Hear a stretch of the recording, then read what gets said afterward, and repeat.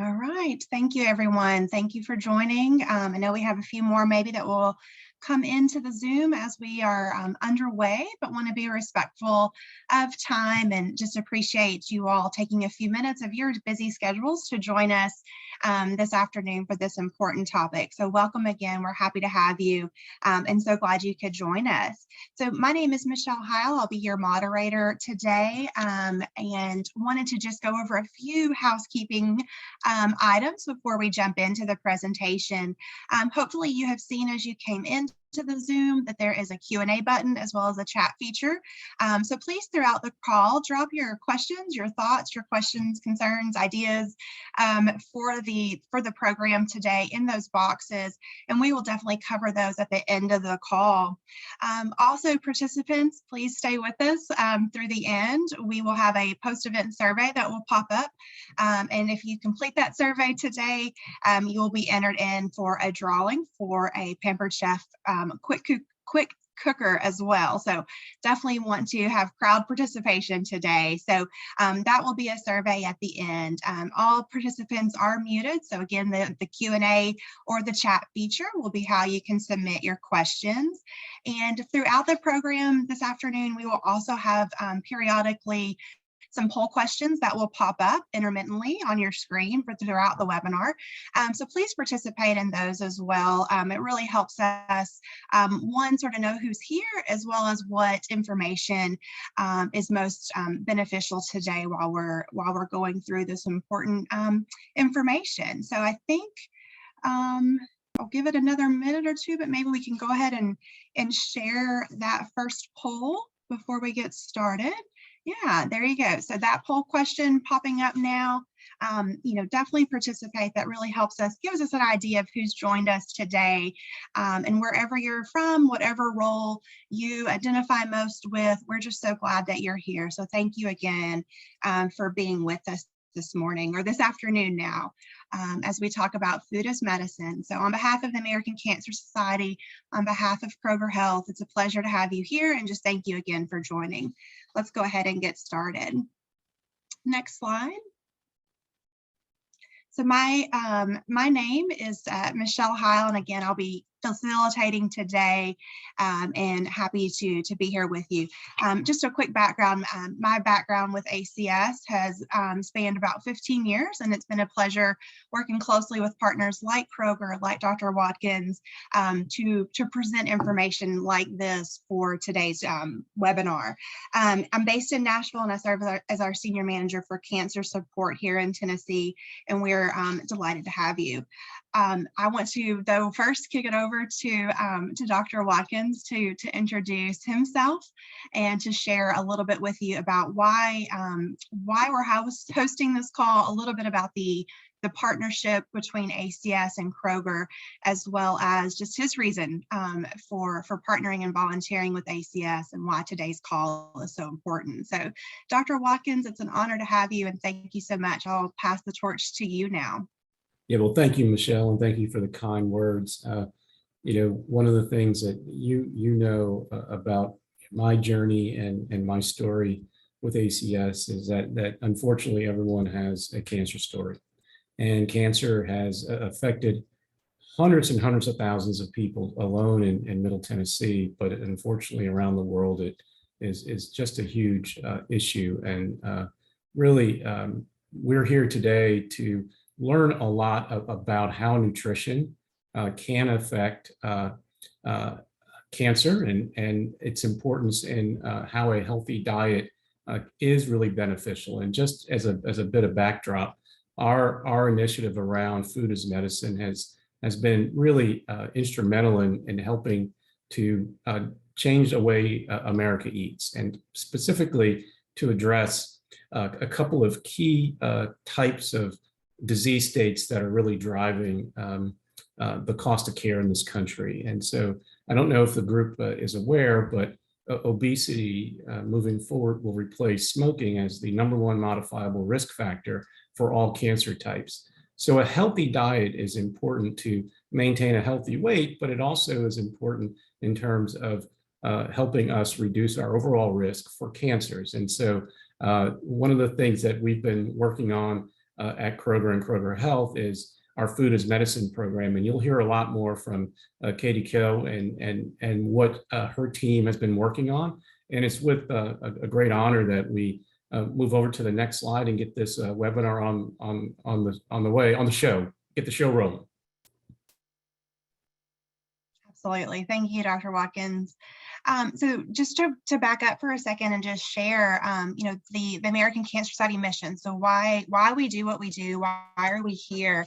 And so the ACS mission you see here on your slide on the screen is to save lives, celebrate lives, and lead the fight for a world without cancer. And so we're working with partners like Kroger every day to free the world from the pain and suffering of cancer. We are researching cancer to find more answers, better treatments, better solutions, and how can we promote those healthy lifestyles? So providing emotional support, providing education like what we're doing today is so important, and we know it all impacts so many lives within our country and within our communities.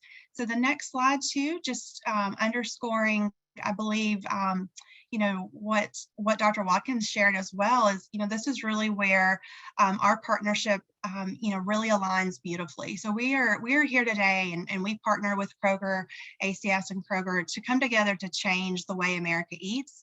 So we're talking about, we've talked about discovery and research, but then it's the delivery and it's the advocacy of the solutions, like he alluded to really help make sure people can make those healthier choices, make it accessible. So, in order for both of us to achieve our missions, we definitely have to work together, and volunteers, partners, supporters like yourselves that are on the calls today really are instrumental and keys to that success. So again, proud to partner and proud to bring this program forward on such an important topic about nutrition and survivorship and the role that it plays in reducing the cancer burden.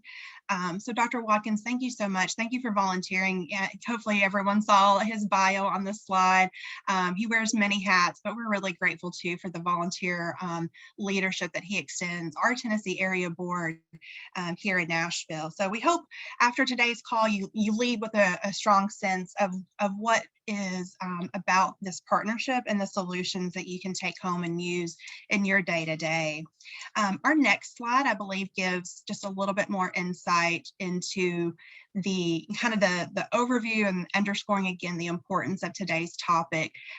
Dr. Watkins, invite you back if you're able to come back off mute, if you'd like to just sort of underscore again and review, really when we've talked about this opportunity and this educational event, why we're doing what we're doing and sort of what the data and the science, speaks to behind, food as medicine, both for survivors as well as caregivers alike. So Dr. Watkins, to put you on the spot, if you're able to come off mute, that would be great if you can highlight those.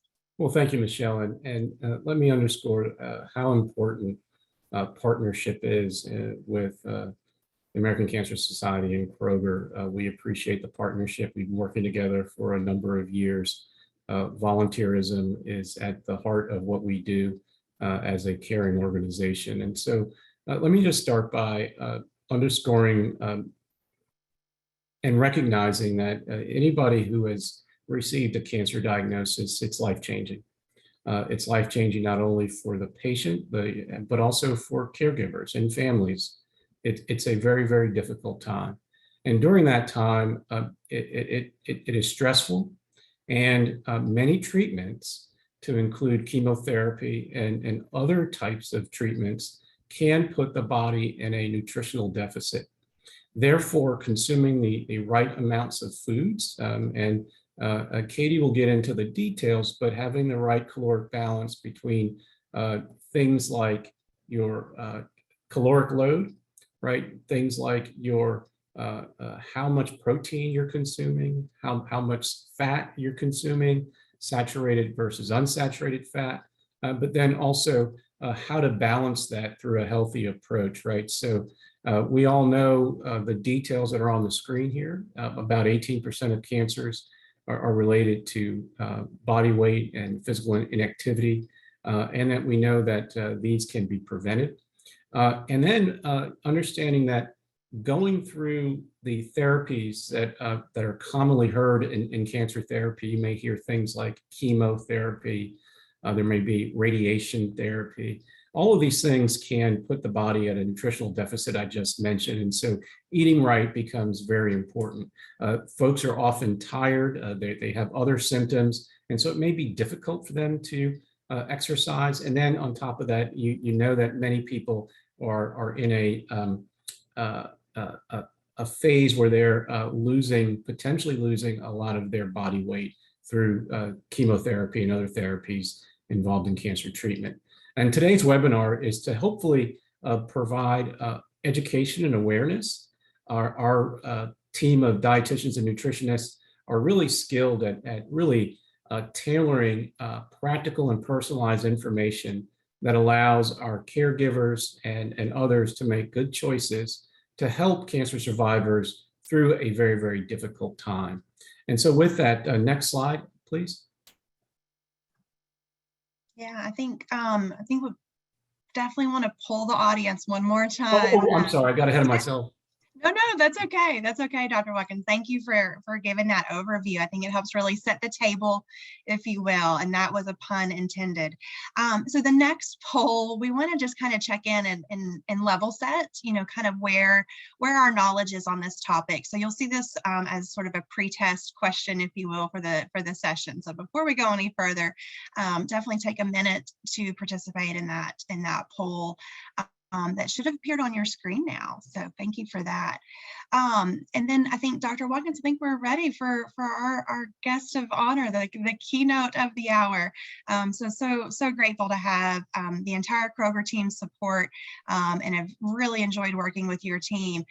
So it's my pleasure to get ready now to introduce Miss Katy Keogh for the presentation before us this afternoon.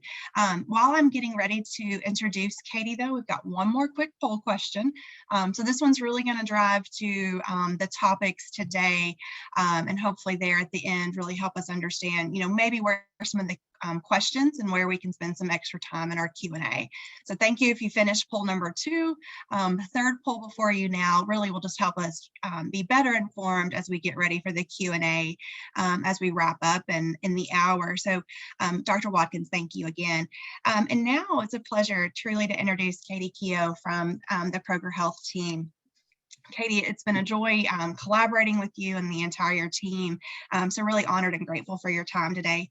Katy is a registered dietitian with Kroger Health, and she'll be delivering our nutrition session this afternoon. With 16 years of experience, her interest areas are behavioral changes, gastrointestinal health, anti-inflammatory nutrition, and she's a certified intuitive eating counselor. She sees patients by telenutrition and regularly counsels on nutrition related to all health and wellness topics, and she's especially well versed in oncology, diabetes, heart health, among other nutrition topics. So it's an honor to have Katy join us now, and I will pass the floor to you, Katy. Thank you so much. Thank you, Michelle. Yeah, and everyone for joining. Let me get the slides advance a little quick here on my end. So first, we've been hearing about food as medicine, I think, for a little time now. It's a buzzword. And so what is food as medicine, and how can we get the best outcomes, for our patients, for you, our caregivers, our survivors, our customers? So at Kroger, we believe food as medicine is a dedicated, educated, and personalized approach to eating and enjoying food. Want to emphasize that enjoy part, so we can live healthier lives and prevent illness before it starts. We have a food philosophy that guides all of what we do in the food as medicine space, or the nutrition programming that we do. And this helps us get the best outcomes for our patients and customers. We believe in using empathy with our patients, making sure that every recommendation we have is very personalized so that you can put theory into action, that we can find nutrition solutions that meet your lifestyle and your nutrition needs is really important. Everything we do must be realistic around nutrition. We want to make sure that We have an all foods fit approach where all foods can be enjoyed as part of a healthy diet, and making sure that we're having really product specific advice. So again, you feel like it's tailored to you and it's realistic in your life as well. And we want to always avoid, and you'll hear this throughout today, avoid using guilt and fear and shame as motivators for behavior change. They just don't feel good and they don't work doing that. So we want to take a more food positive approach as we're making nutrition changes. A couple important points to keep in mind, and this comes directly from the American Cancer Society's Nutrition and Activity Guidelines. This quote, interventions during and immediately after treatment. Again, it should be individualized. It should be realistic, and of course have scientific support. So what's best for every person and their type of cancer could be a little bit different.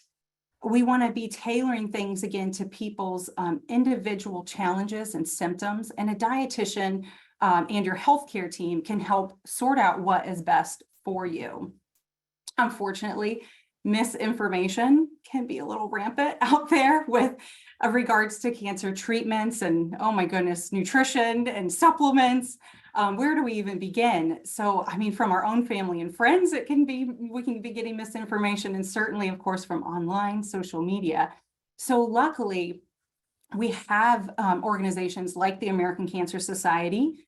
They wade through the science for us and interpret it into these helpful guidelines, what we're going to be covering today, and some of the great resources that they have and we have, so that we know that we're delivering scientific information. And that's both for our healthcare providers, so we know what to do, what's best, and also for you as patients and as caregivers.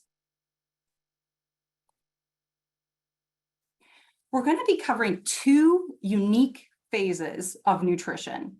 We've got cancer nutrition recommendations during treatment, and then we're going to be covering nutrition recommendations after treatment. You're going to see some big differences here because there's different goals. And of course, people are having different challenges during those times. So the recommendations during treatment are really going to be centering around improving your outcomes, and symptom management is going to be huge. Like the first point here, eating and drinking enough. This is one of the probably like biggest, most important goals that we can have during treatment, as Dr. Wakins pointed out too. Unfortunately, people going through cancer treatment, whether it's due to just the side effects of the treatment or the side effects of just the cancer itself, people can struggle with involuntary weight loss, malnutrition, loss of muscle mass, and just really struggling to eat and drink enough, tiredness, fatigue, low appetite. There can be some symptoms that, mouth sores, anything that could interfere with our ability to eat and drink enough. This is one of the biggest things that we want to help prevent with nutrition. And the magnitude of the involuntary weight loss and the malnutrition has been shown to predict the outcomes and the survival rate. So this is number one. We've got to preserve muscle mass, get enough calories, get enough protein, get enough fat, get enough of everything, and a hard time to do it in as well. So you might be hearing different things from dietitians during this phase, different than the general population. So we're going to be trying to put in calories there. So if someone, for example, can't eat and drink enough, we might recommend a supplement shake like Ensure or Boost. And possibly you'll be hearing your dietitian or someone recommend what we call kind of our fortified milkshake. So even more, who doesn't like a milkshake? Hopefully when we have a low appetite, this might be something that we could tolerate. So we might be using ice cream. Let's put a protein supplement in there. Let's put an Ensure shake or a Boost in there. Add some extra fruit, add some nut butters, peanut butter, add some extra cream, whatever you can do to pack in the calories, pack in the nutrients into something that's maybe a little bit more palatable when you're not feeling like eating. We might be saying, Add more sugar to your foods. Add some honey, maple syrup, put some sugar in there. Use whole milk, use cream, use a lot of butter and margarine on your food. Pour some extra olive oil over your food. Use real energy dense foods like dried fruit, nuts, and seeds. So anything, again, that we can do to get more calories in is really, really important during this time so that we prevent that muscle mass loss, prevent involuntary weight loss, malnutrition.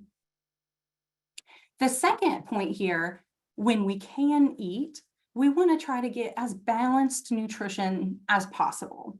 And many of you might be familiar with the My Plate logo, the little logo on here with the different food groups on it. We want to try to aim for about half of our meals to be fruits and vegetables, or a combination of the both. A quarter of our meals to be grains, especially whole grains. A quarter of your meal to be a lean protein.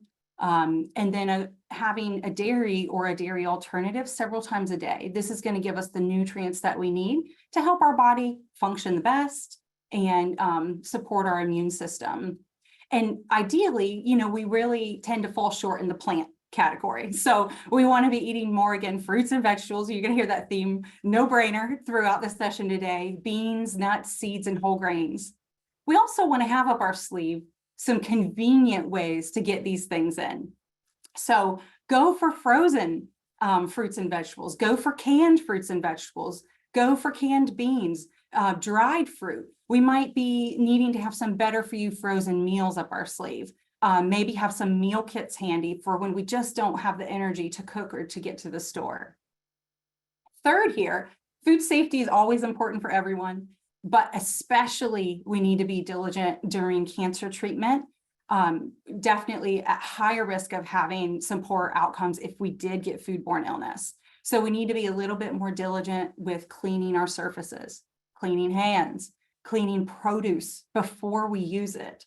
Watching out for cross-contamination between, cutting boards and surfaces used with raw foods and cooked foods. Being extra careful about how we use and store leftovers. Put the leftovers in the fridge right away. Use leftovers within 3 to 4 days and then discard them. You're going to have to throw them out, or compost, even better. Being careful how you cook and reheat food, making sure you cook things really thoroughly, reheat leftovers to piping hot, thaw foods only in the fridge or in a short-term cold water bath, not on the countertop like our grandmothers might have done. And then watch out for high-risk foods like eating at buffets, eating sprouts, eating raw and undercooked meat, fish, or eggs, even though we may like them. Watching out for unpasteurized foods. Unpasteurized juices are really popular nowadays. Watching out for deli meats as well. So taking some extra cautions here. Fourth, this might be a surprise. Use caution with dietary supplements. It's actually recommended from cancer experts that most people completely avoid dietary supplements during treatment. Some supplements can actually cause reactions or interfere with treatment. No one wants that. So if you are going to implement a dietary supplement while you're going through any cancer treatments, just make sure you run it by your doctor and make sure it's okay for your situation. And last, because people have different needs, and this can get a little confusing, it's important to seek help from a registered dietitian to get more personalized advice. That's the best part. You'll get advice more personal to your situation.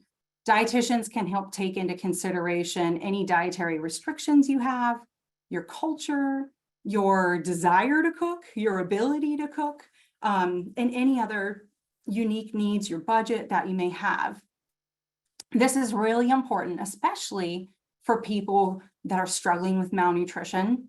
Anyone having unintentional weight loss or struggling to eat enough, I would highly recommend to reach out to a registered dietitian to get some support with that. We also can really, you'll hear me kind of talk about this, we take goals that are a little fuzzy and turn them into actionable ideas. So your doctor might say things to you like, eat more fruits and vegetables, or maintain your weight, or eat more protein, or eat more calories. And you're like, I understand those words. I don't know what you mean, how I'm supposed to do that, or I thought I was already doing that. And so as dietitians, we can help, more product specific recommendations, meal ideas, recipes, shortcut tips to help make it actually come to life for you. Now, food as medicine after treatment.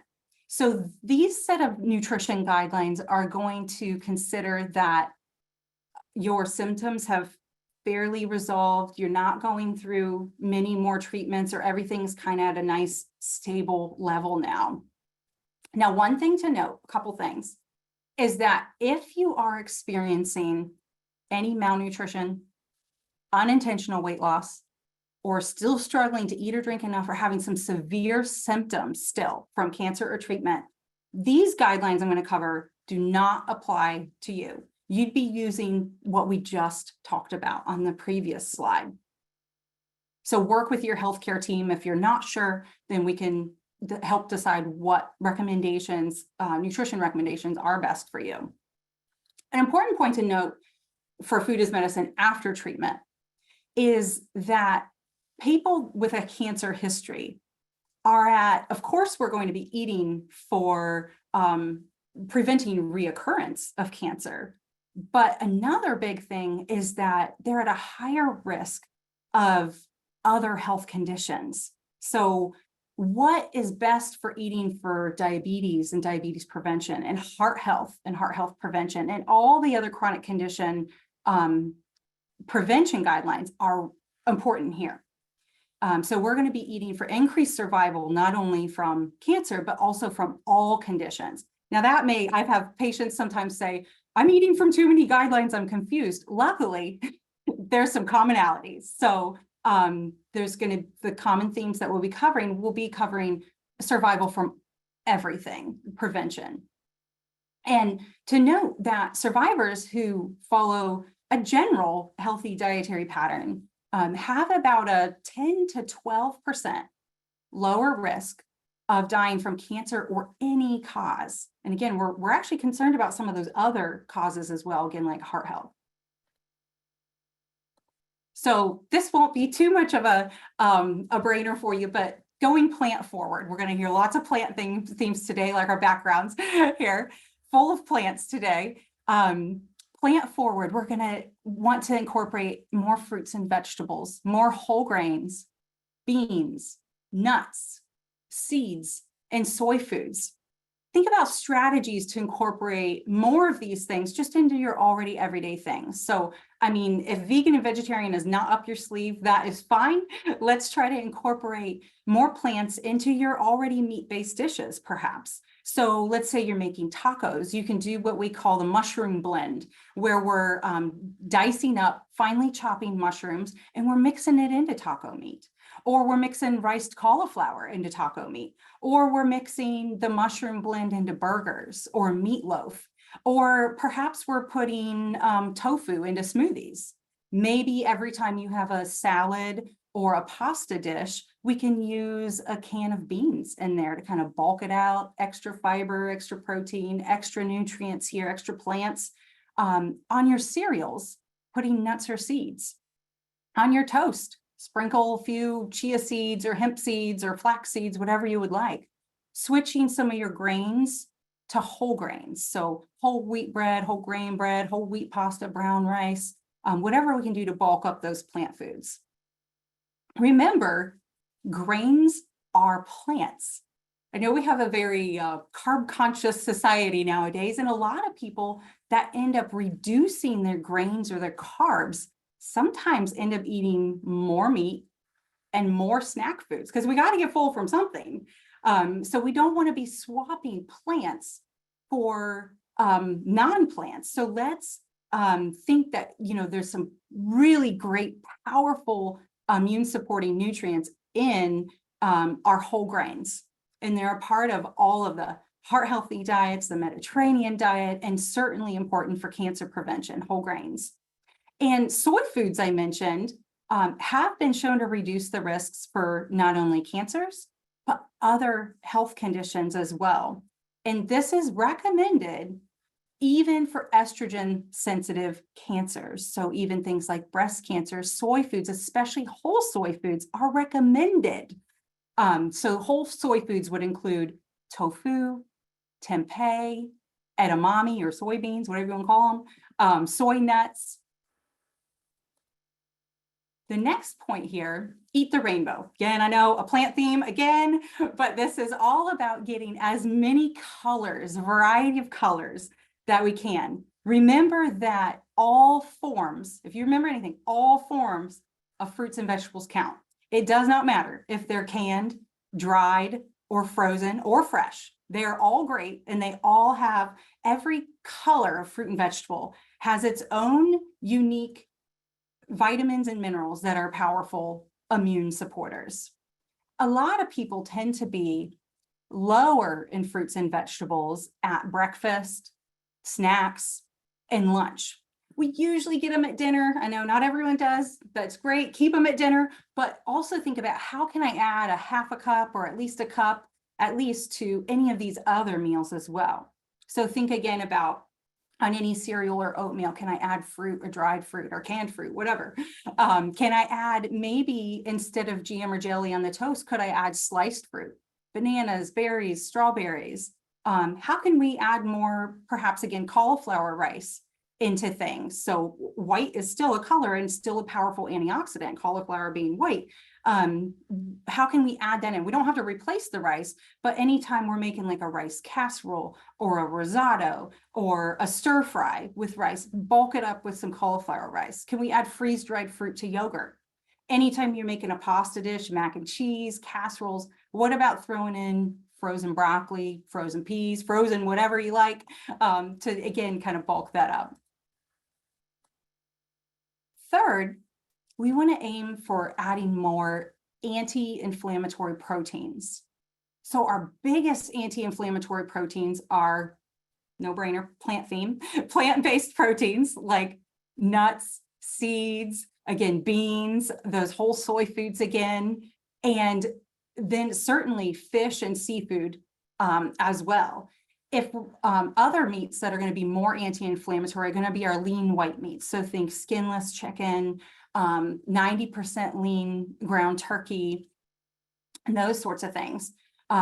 We also want to think about, when we can, go for minimally processed meats as well, and trying to minimize our red meats and our processed meats. And examples of processed meats would be things like pepperoni, salami, sausages, hot dogs, and lunch meats. I know lunch meats are probably some of our hardest. We all grew up on lunch meats. They're convenient, they're a great source of protein, they're tasty. So how can we think more often about swapping some of our lunch meats for a minimally processed protein? So might make homemade tuna salad, homemade egg salad, perhaps using the trusty old peanut butter sandwich, perhaps using some meat that you roasted the night before, a chicken breast or a roast, and slicing it and using that. That is a minimally processed meat that we would use in the sandwich perhaps instead. And thinking as well next here, come in, about increasing our unsweetened beverages and foods. So we want to explore new varieties of foods and beverages that are unsweetened. And when we all like a little sweetness on our foods, when we want some sweetness, see if we can add it from natural sugars from fruit. So added and natural sugars are quite different. Natural sugars from things like fruit and dairy products have some natural sugars in them. Those have so many nutrients in them, they're not a problem. So we might be able to, on our cereal, again, using fruit, our oatmeal, adding dried fruit in there. Some people on their pancakes, they swap out syrup for like a mashed fruit or a fruit compote. Now, there are some foods we just like a little sugar on. If you're just one of those people who are like, I like a little in my tea or coffee or my oatmeal or whatever, can we buy the unsweetened version and use a couple teaspoons ourselves? So perhaps using like 1 or 2 teaspoons of your favorite sugar, whether it doesn't matter if it's brown sugar, white sugar, honey, agave, maple syrup, they're all really the same. Using our own, we might be able to sweeten it less than what like a manufacturer would sweeten it for us. And knowing that our taste buds, they do tend to adjust over time.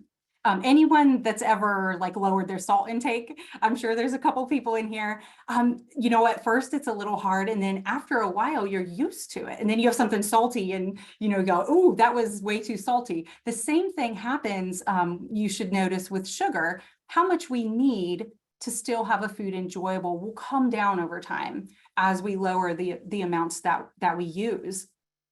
And again, there's still sometimes you're just like, oh, I just love my like sweetened version of this. I have a lot of people that love their coffee creamer or, you know, their oatmeal, just the way it is sweetened. Again, totally fine. We might think about how could I use this maybe less often, a little bit less of it, bulk it up with other foods that are not sweetened, or we can compare food labels and try to find an option that we still like is important, that has a little bit less added sugar. A lot of people with beverages, you know, are going to fruit flavored seltzer waters. So it has just this little bit of natural sweetness with no added sugar or sugar alternative in it. If that's not sweet enough, a lot of people will try mixing that with 100% juice. Again, natural sugars, a few extra nutrients in there to get the sweetness they desire. You can also think about using things like vanilla extract and cinnamon. A lot of people will use that in their coffee or again in their cereals or oatmeals, baked goods. This helps again bring a little natural sweetness. And then perhaps we need no sugar because it feels okay as is, or we need just a little bit less sugar to make it enjoyable. Same things with like fruit teas and herbal teas, a little bit of natural sweetness there, not from sugar. We could either maybe enjoy them as is, or be able to get away with using a little bit less of our own sweetener. Next would be to use whole foods, basing your meals and snacks around whole foods. We want to try to aim for minimally processed foods when possible, when realistic. So minimally processed foods would be things like lean meats, fish, beans, fruits and vegetables again, nuts and seeds. Perhaps a poll question will be, what's the theme of this presentation today? Nuts and seeds, whole grains like brown rice, quinoa, whole wheat pasta, whole grain breads, and even things like potatoes and dairy products like skim milk, yogurt, and cheese. These would all be considered fairly whole foods, minimally processed. Now, we're all going to have some processed foods from time to time. They're convenient. You might like how they taste. So when it's not about restriction, when you're having maybe a more packaged or processed food, how can you add a whole food to it? So think about, again, maybe a frozen meal, or you're getting takeout or restaurant food. Can I add a fruit or a vegetable to that? Can I add some frozen vegetables into my frozen meal? Can I add a can of beans into my canned soup, perhaps, just to kind of bulk it out? Swapping to whole grains, again, would be an option. And then we, again, always want those convenient ways. There are actually pre-packaged whole foods. Those, again, are going to be our canned fruits and vegetables, our frozen fruits and vegetables, things like a 90-second microwavable brown rice pouch, a 90-second quinoa pouch. So how can we add maybe those into things more often that are still very convenient and easy to add maybe when we're eating more processed food? And lastly, I covered a lot so far, and we don't at all expect you to do all of those things at once. We've got to make any nutrition changes that we do. They're not going to work if they're not realistic. So it's all about focusing on sustainable behavior changes. We encourage what we call a food positive approach instead of a food negative approach. So food positive, I'm adding things, adding these whole foods, I'm adding beans and nuts and seeds. We don't want to be taking away things. Avoiding restriction, it just tends to backfire, as we've probably all known ourselves whenever we try something like that. again, that all foods fit mantra. Start, just think about perhaps 1 or 2 very small, SMART goals, some sustainable, measurable, timely, realistic changes that you can build upon. So perhaps 1 or 2 of the things that we talked about, you're like, oh, I could do that. I could add some fruit to this, or I could, try some of those seltzer waters. So really important to make it sustainable. Now, of course, we mostly focused on nutrition today. But if one of these other areas needs to be addressed, absolutely consider prioritizing it. All of these areas of health are just as important as nutrition. So your food security, your access to care, your mental health, make sure you have social support. Alcohol use is recommended at less than 1 drink a day for women and 2 or less drinks a day for men. And lastly, I want to emphasize the movement as medicine. So movement as medicine is just as important, if not maybe more important than food. Some of the evidence for the power of movement for cancer survival is possibly even more evident than the power of nutrition, which is amazing for cancer survival. So it's been shown that activity levels before and after treatment significantly benefit survival and can improve treatment tolerance and response. Make sure that you're, again, realistic. Do some movement that you enjoy, that is tailored to your body. If you have any physical limitations, you might want to consult a fitness expert to have them help figure out a routine that's best for you. It's really just about enjoying, moving, sitting less. And some resources here. So if you or someone you know would like some more personalized help, you can book a one-on-one virtual appointment by our telenutrition service with one of our registered dietitians. That slide always likes to advance a little quick on us here. So we can do just on the www.kroger.com/telenutrition here. We can do everything from managing health conditions, helping you meal plan, find new food ideas. And then we always say, if you feel like you kind of know it all and you just struggle to implement it, we're also well-versed in just helping people make behavior changes as well, putting kind of that theory into action. Kroger and all of our Kroger banner stores, if you have a different Kroger store name in your area where you live, perhaps, all of our Kroger.com resources have some helpful things for people, especially if you're going through treatment and lacking energy. And you can access a lot of these services I'm going to cover, even if you don't have a Kroger nearby, on the Kroger.com website or whatever your store name is. Of course, you can shop in store. You can shop pickup. That would be where you order your groceries online, you pull up curbside and they load them in for you. Or if you really can't get to the store, you can get, order online through our delivery or our ship, where you order online and they deliver them to your doorstep. If you think you're going to be doing a lot of delivery, you might want to check out Boost over here, the pink little logo. It's a membership option where you get free grocery delivery, extra fuel points, extra savings. And then we also have Home Chef here down in the green. It's a meal kit service. So you can either buy meal kits online and get them delivered to your doorstep, or you can purchase some of the meal kits in our stores as well. And they range everything from like it's already done and you just have to heat it and eat it, to a tiny bit of assembly as well. And then VitaCost is one of my favorites.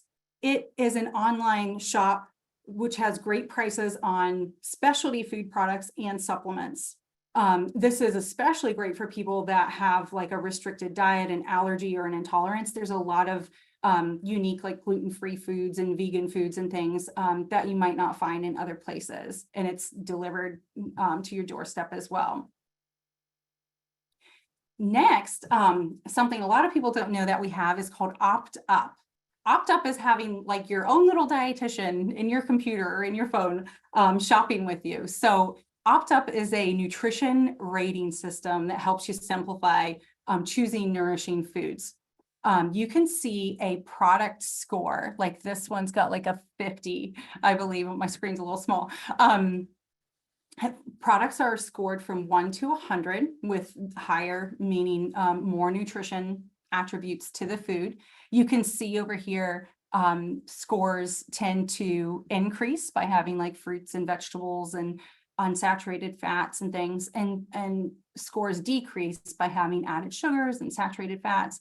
And so we kind of do all the guesswork for you, and it's all backed by lots of research and our registered dietitians. Also, below a food, so like let's say this is a snack bar, a granola bar, it scores a 50. Below the food, you'll see better for you options that are similar products, other snack bars that have a higher score. And then if you log into your Kroger.com account, we also have, see the 750 here, it's called My Nutrition Insights, and it scores your overall purchases in recent history and gives you a score from 1 to 1,000 based on the nutritional kind of value of the foods you recently purchased. Also on any of our Kroger.com or other kind of Kroger family of stores websites, you'll see our dietitian bios here. So you can decide which one you might want to work with, or just see our skill sets. We also have articles and resources for inspiration. We also have, this is really fun, our dietitian recommended product picks and our dietitian's favorite recipes. And now we will hand it back to Michelle to cover some of the American Cancer Society helpful resources. Wonderful. Gosh, Katy, thank you so much. I have heard your presentation and I still found myself taking a lot of notes. So really excited to get to the Q&A in just a minute as well. So yes, Katy shared some great resources from our friends at Kroger's.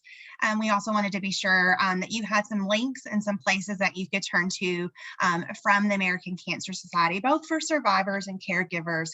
And based on the participation of the poll earlier, I know we have a good mix, a diverse group today. And so some of you are wearing the caregiver hat. So we definitely want to make sure that you have these resources as well. All of these are individual links that you see on your slide. Welcome to snap a picture of that if that would be helpful. But the place to go to for all of these from ACS is cancer.org, as well as our 800 number. Both of those are accessible 24/7 that you see here on the slide. And Katy also highlighted early on in the talk about the ACS nutritional guidelines. So for survivorship, as well as just overall health and survivorship nutrition guidelines, this is the full link. That second article that you see, the third link that you see there is that full article. So those are all accessible from cancer.org. There are things specifically that we touch on about during and after treatment as well. A whole host of resources just for caregivers. And then the last one that you see there is the Cancer Survivors Network. So I know so many gathered on the call today represent a number of people along the cancer continuum and the cancer journey. So we just wanted to be sure that you had additional resources and places that you could turn to for more information throughout the cancer continuum. And then I believe, so we've dropped those links in the chat that you see that were on the screen. There's also those in the chat as well. So thank you both of our assistants behind the scenes for sharing the links in the chat from Kroger as well as from ACS. This next slide, there are a few places within cancer.org where we have specifically some books that could be of interest, especially given the topic today. So that first one there, additional quick and healthy recipe ideas. Katy has said it many times, we want to incorporate more plants. We want this to be easy and sustainable. So we hope that that could be a resource, a cookbook that you would find beneficial for just overall good nutrition. And then back to the during cancer treatment aspect of the cancer journey, ACS, that second one there, has a wonderful piece that's out related to just what to eat during cancer treatment. So this cookbook features 102 different dishes that really are designed to help survivors, help their caregivers really really anticipate and overcome so many of those symptom-related challenges about eating well during treatment. So Katy gave you so much good information. This is just another few resources to help complement, wherever they may be in the cancer continuum. So hopefully these would be resources that you can access as well. And then I believe, without further ado, because I know there's only about 10 minutes left, Katy, definitely want to jump into our Q&A. It has been a fast hour. Again, I took so many notes. I have so many more questions of my own. But before we get to the Q&A, I do want to pause and just take one more second to do our final poll question for the session today. So we asked this in the beginning. Again, we want to ask it at the end. You all you read your calendar invite, so I think a lot of you already got the answer right, but just always want to have a quick knowledge check during these sessions. So the poll test, thanks for participating in that. So this brings us now to our Q&A, and so we're going to open it up. We've seen a lot of great robust conversation via the chat. Katy, you were doing a beautiful job presenting, so hopefully we can touch on a few of these now. And I realize with 9 minutes to spare, we may not cover every question. So if there are questions that we don't get to today, if you registered in advance, thank you for doing that. We'll have an email, follow up with you via email, even if we need to. So between the Q&A and between the chat, just want to kind of jump into some of the questions, Katy, if you're ready, and we can, tackle those together. So I loved all that you shared that really touched on how to make this realistic, how to make it accessible, bulk it up. I heard you say that, and I loved that analogy, getting the rice cauliflower. So the real life ideas, to make it accessible, eat the rainbow, all the forms, all the plants. So is there any one or two things that you mentioned, kind of making small changes, making smart changes, making it realistic when you're incorporating new healthy behaviors? Is there one or two things out of everything that you shared that you would say maybe is the first to tackle, or how would you suggest people prioritize? Yeah, absolutely. I mean, there is so much that one could do. We hear so many things as well. So the number one thing is obviously to make it realistic and sustainable, because if we can't do it forever, it's not going to work. And it's not going to be enjoyable, and enjoyment around food in our life is really important. But if there were one or two things, you've heard the theme today, I know, no brainer, but increasing more fruits and vegetables for sure in any form, again, counts. Think about, again, adding them to your breakfast, your snacks, or your lunch, other areas of the day that you might not be eating as many in. And then the second would be the movement activity, as I kind of highlighted, the evidence for the importance of activity. And again, no matter your level, any movement, chair exercises, there's some great resources for people that are not able to do what you might think of as traditional kind of activity. Any movement is better than no movement. So whatever suits you. Perfect. Thank you for that. Another hot topic I think that came out in the Q&A in the chat has really been about sugar and sweeteners and artificial sweeteners, and the impact on cancer, recurrence, and all the things. And I know you said it, and I know this to be true because I've experienced it myself. Our taste buds will change. So yes, if we reduce our sugar and salt, our body will get with the program. But can you speak to just sort of the impact maybe in the role that sugar plays? I think Dr. Wakins also weighed in in the Q&A as well. But just between that, artificial sweeteners, can you just kind of double click a little bit more about the impact that they have and what we should keep in mind when it comes to our nutrition? Yeah, I think people can take a really potentially extreme stance on some of these things that may be not realistic. And sometimes when we take an all or none approach, it really can set us up to fail. So again, I think thinking about what strategies can be realistic for you to slowly adapt to lower added sugar is important, and still keep foods that you enjoy as well. And added sugar, it is always harped on, but the evidence is fairly out still. Added sugar intake has not been shown to increase your risk of getting cancer or having it get worse. And this is well supported by the American Cancer Society guidelines with tons of research. And I love the facts section on the website that has a lot of these buzz questions, hot topics that gives a really great answer based on the solid evidence. The only thing that I think will really resonate is that when we eat extra added sugar, we don't have room to eat other foods as much. So one of the biggest things we can think about too is it replaces nutrients in our diet that are immune supporters. So when we eat, some is likely to be potentially okay, but it's when it starts to get so much that it's starting to replace, well, now I don't eat fruits. Well, now I eat fewer, vegetables or whole grains or something. So and we know that our diet all works together, right? It's a big puzzle piece that all kind of fits together. So again, think about how can I limit it as much as possible, realistically, without affecting your enjoyment of food or feeling like you're restricted. Because again, sometimes we do all or none and then we just give up, or we feel restricted and, then it's hard to, we can have potentially more binging or more emotional eating because we feel restricted potentially. Yeah. Thank you, Katy. Dr. Watkins, can you weigh in as well?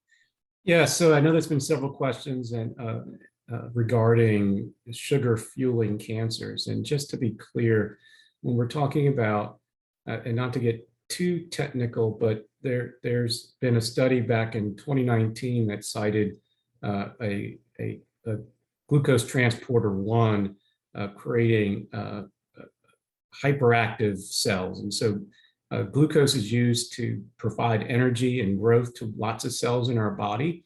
And there's been thought that this glucose transporter 1 really creates maintenance of hyperactive glycolysis happening in cells, which can proliferate things like epithelialization and growth of cancer.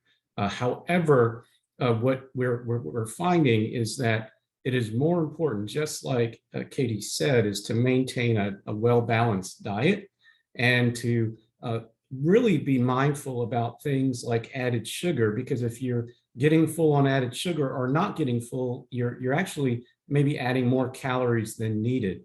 But again, we know that obesity and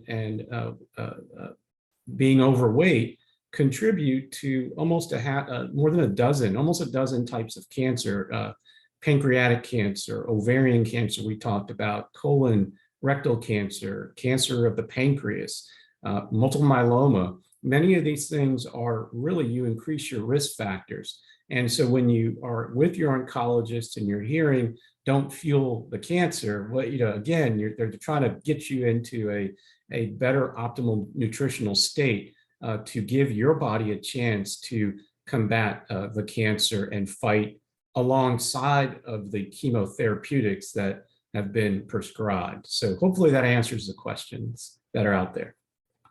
Absolutely. Definitely a lot of good questions coming through. And we realize there have been many more than we have time for.